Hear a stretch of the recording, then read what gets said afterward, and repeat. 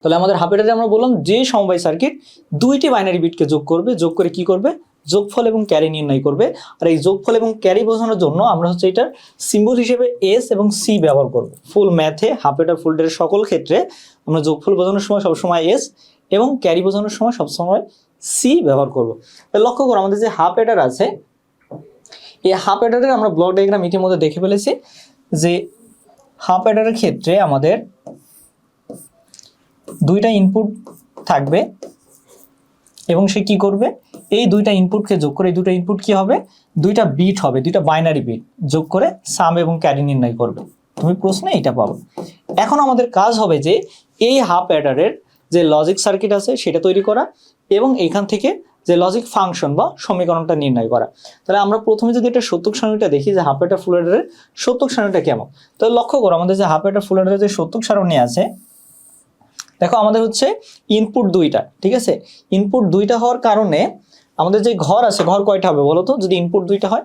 তাহলে আমরা বলেছিলাম যে আমরা যেই সত্যক সারণীতে যে ছক কাটি এটা সবসময় নির্ভর করে ইনপুট সংখ্যার উপর।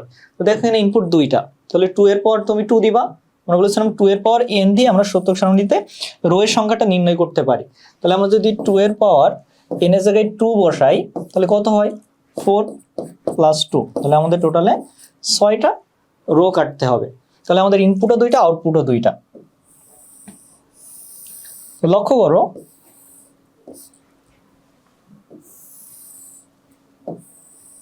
এটা হচ্ছে আমাদের ইনপুট, এটা হচ্ছে আমাদের আউটপুট। তো দেখো ইনপুটে কি কি আছে, ইনপুটে দুইটা আছে, একটা হচ্ছে এ, একটা হচ্ছে বি। আউটপুটে দুইটা আছে কি কি, একটা হচ্ছে এস, একটা হলো সি। তাহলে আমাদের কলম সংখ্যা কয়টা হবে, আমাদের যেই সংখ্যাগুলো বসানোর জন্য কলম সংখ্যা হবে 2 টু দি পাওয়ার n, অর্থাৎ 4টা। সবসময় 2 এর পাওয়ার n দিয়ে, অর্থাৎ এই আমাদের যে ইনপুটে হবে ইনপুটের চলকের সংখ্যার উপরে আমরা পাওয়ার দিব। 2 এর পাওয়ার n দুইটা, তাহলে 2 এর পাওয়ার 2 4। এটা নির্ভর করবে কয়টা ঘর থাকবে। সবসময় আমরা দুইটা অ্যাটাচ করব, একটা হলো আমরা যে ফাংশনটা নির্ণয় করবো তার ইনপুট আউটপুট লেখার জন্য, আরেকটা হচ্ছে চলকগুলো নামকরণের জন্য। ঠিক আছে, খুবই সিম্পল যে ঘর কয়টা হবে এটা আমি কিভাবে বুঝবো। তাহলে আমরা 4টা ঘর টেনে নিই এখান থেকে। তাহলে 1 2 3 4, এটা হয়ে গেল আমাদের ঘরের বিষয়টা। এখন লক্ষ্য করো, এখন মান আমরা কি করে বসাবো, মান একদম সেম। আমরা যতগুলো লজিক গেটের সত্যক সারণী আঁকার সময় যেভাবে আমাদের মানগুলো বসিয়েছি এই ক্ষেত্রেও একই, সকল ক্ষেত্রে একই উপায় তোমাকে বাইনারি মানগুলো বসাতে হবে। তো দেখো আমাদের বাইনারি মান বসানোর ক্ষেত্রে দুইটা 0, একটা 0 একটা 1, একটা 0 একটা 1, দুইটা 0 দুইটা 1।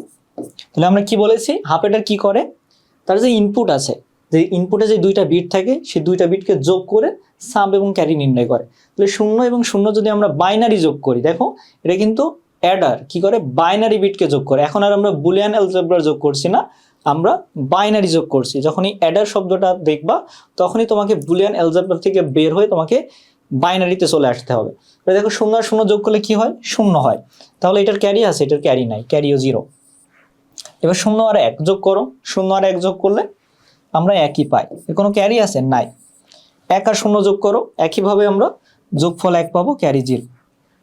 এবার 1 আর 1 যদি যোগ করি তাহলে আমরা কিছুক্ষণ আগে এটা দেখেছিলাম যে 1 1 যোগ করলে কোন ঘটনাটা ঘটে। তাহলে আমরা বাইনারিতে যখন 1 যোগ 1 করছি তখন আমরা লক্ষ্য করছি যে 1 আর 1 যোগ করলে 2, যেটা আমাদের বেজের সমান হয়ে যাচ্ছে। তখন আমরা এই 2 কে 2 দিয়ে যখন বেজ দিয়ে ভাগ দিচ্ছি তখন আমাদের ভাগশেষ আসছে 0। এই ভাগশেষটাই হচ্ছে আমাদের সাম, তাহলে সামটা হচ্ছে 0। আর আমাদের যে ভাগফল 1 থাকতো, এই যে ভাগফল 1 যেটাকে আমরা বলতাম ক্যারি বিট, এই সেই ক্যারিটাই হচ্ছে এই যে সেই ক্যারি। তাহলে এইটা আমরা পেয়ে গেলাম আমাদের হাফ অ্যাডারের সত্যক সারণী। দেখো একদমই সিম্পল, একদমই ইজি। ঠিক আছে, দেখো আমরা যখন এনকোডার করেছিলাম, এনকোডারের ক্ষেত্রে কিন্তু 2টা এবং 3টা আউটপুটের একটা বিষয় ছিল, কিন্তু হাফ অ্যাডারের ক্ষেত্রে অনলি 2টাই থাকবে, এটা কখনোই চেঞ্জ হবে না। সো এটা নিয়ে কোনো টেনশনে কিছু নাই। এখন আমরা এখান থেকে সমীকরণ নির্ণয় করবো আমাদের হাফ অ্যাডারের। ঠিক আছে, তাহলে হাফ অ্যাডারের সমীকরণের ক্ষেত্রে দেখো এখানে এস এবং সি আউটপুট আছে। যখন আমরা যখন লজিক গেট করেছিলাম তখন আমরা সকল ক্ষেত্রে ওয়াই ইউজ করেছিলাম। এনকোডার হোক, সরি আমাদের যেই অর গেট হোক, অ্যান্ড গেট হোক, নট গেট হোক বা এক্স অর গেট হোক, আমরা ফাংশন হিসেবে ওয়াই বা এফ ইউজ করেছিলাম। কিন্তু এখানে কিন্তু আমাদের নামটা দেওয়া আছে এস এবং সি। তাহলে আমরা যদি এস নির্ণয় করি তাহলে এস এর ক্ষেত্রে আমরা কি করে পাবো, আমরা দেখবো যে আমরা যেখানে যেখানে 1 পেয়েছি অর্থাৎ ইনপুট সিগনালে আমরা 1 পেয়েছি বা ইনপুটের সিগন্যাল পেয়েছি, সেখানে কোন অবস্থায় আছে। তো লক্ষ্য করো এই যে এস এর প্রথম যে 1 আছে, এখানে 1 আছে, দেখো এই অবস্থায় আমাদের এ এবং বি কোন অবস্থায় আছে, দেখো A0 B1। তোমাদেরকে যখন ডিকোডার করিয়েছিলাম তখন বলেছিলাম যে 0 থাকলে তোমাকে মনে হবে সেই চলকটা নটে আছে, আর 1 থাকলে সেটা সিম্পল অবস্থায় আছে। তাহলে এখন লক্ষ্য করো আমাদের এস এর প্রথম যে 1 আছে এখানে A0 B1, তাহলে A0 তার মানে এরপরে নট, বিটা 1 তার মানে বিটা সিম্পল থাকলো। তারপরে আমরা যোগ দিব, কারণ এটা হলো অ্যাডার, যোগ করছে। এবার আমাদের দ্বিতীয় একটা দেখো, দ্বিতীয় একের ক্ষেত্রে আমরা দেখছি যে আমাদের A1 B0, দেখো এই সারিটা লক্ষ্য করো, A1 আছে B0 আছে, তাহলে A1 তাহলে এরপরে কোনো নট হবে না, B0 তাহলে বির পরে নট হবে। তাহলে এটা হলো আমাদের এস এর বিষয়টা।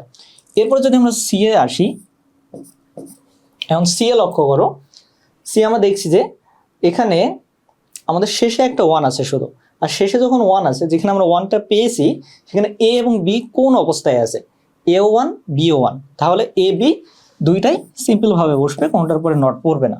তাহলে আমাদের হাফ অ্যাডারের ব্লক ডায়াগ্রাম সত্যক সারণী, এবং সত্যক সারণী থেকে আমরা যে লজিক ফাংশন আছে সেটা নির্ণয় করে ফেলেছি। মানে আমাদের যে হাফ অ্যাডার আছে এটাকে আমরা সংক্ষেপে একটা লজিক সার্কিটের মাধ্যমে প্রকাশ করতে পারি। সেটা কিভাবে প্রকাশ করতে পারি, এখন লক্ষ্য করো আমরা যে ফাংশনটি পেয়েছি এখানে, এই ফাংশনটা দেখো আমরা যে লজিক গেটগুলো করেছি কোনো একটা সূত্রের সাথে মিলে যাচ্ছে। দেখো আমরা এক্স অর গেট শিখেছিলাম, সেই এক্স অর গেটের সূত্রটা দেখো A not B plus A B not, দেখো এটা সেইটা। সো এইটাকে আমরা অনলি একটা লজিক সার্কিটের মাধ্যমে প্রকাশ করতে পারি। সেটা কেমন, সেটা হচ্ছে এই হচ্ছে আমাদের এ, এই হচ্ছে বি, এটা হচ্ছে আমাদের এক্স অর গেট। তাহলে এক্স অর গেটের আউটপুট কি হবে, এক্স অর গেটের আউটপুট হবে এ এক্স অর বি। তাহলে এখন আমাদের সি থাকছে, সিটা কি এ বি, তাহলে এ বি কি আকারে আছে, গুণ আকারে আছে। তাহলে এ আমরা এখান থেকে এ নিলাম, এই এখান থেকে বি নিলাম, এবার এই দুইটাকে গুণ করে দিলাম কারণ তারা গুণ আকারে আছে। তাহলে এটা হচ্ছে আমাদের সি বা ক্যারি, তাহলে ক্যারি এ বি।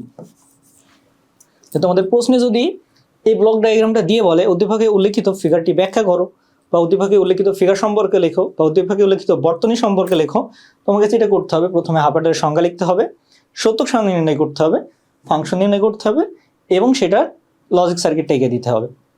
এটা হলো একটা ধাপ। এখন তোমাকে যদি বলে হাফ অ্যাডার মৌলিক গেটের মাধ্যমে বাস্তবায়ন করো, তখন তুমি কি করবা?